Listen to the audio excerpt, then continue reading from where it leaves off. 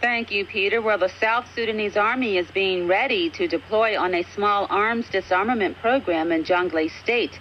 The government hopes to disarm groups of cattle raiders that have made 2012 a violent year for the new country. Alex Penna reports from Nairobi. The Southern People's Liberation Army is being set to deploy in areas of Jonglei State this week in an attempt to disarm and collect some 20,000 small arms from the Malay and Lu-Nuer tribes. Both groups have been involved in a violent string of retaliatory cattle raids, which the United Nations says has affected more than 120,000 people. The disarmament campaign was initiated by South Sudan President Salva Kiir. He plans to use the army to collect the weapons either voluntarily or by force. The SPLA spokesperson Philip Aguiar says the goal is peaceful, but the army is ready to use force if necessary. In case if there are people who are dodging or trying to hide their weapons, this is where the army will intervene and do the searching. Or if they are running away from where the army and the police will go in. South Sudan has received criticism from both the United States and the United Nations. They feel conducting the campaign now will only increase tensions and that the government should strive for reconciliation before disarmament.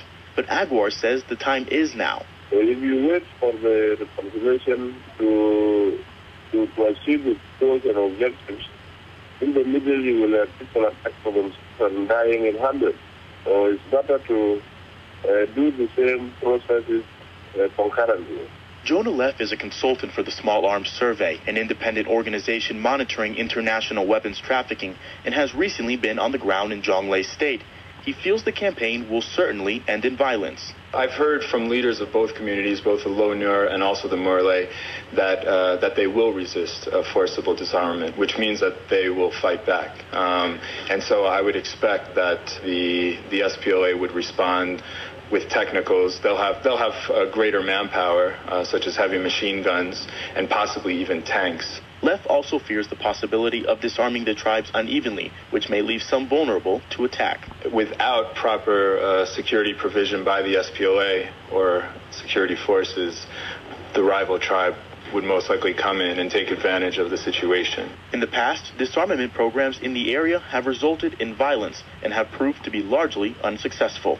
In 2006 and 2008, they only collected a fraction of the weapons, and quickly thereafter, all of those communities had rearmed anyway. So I'm not sure that if they don't provide any alternative security, they can collect as many weapons as they want, and these communities will still go and rearm themselves, and the situation will just be as it is. For now, the rural skirmishes continue to trouble the new country.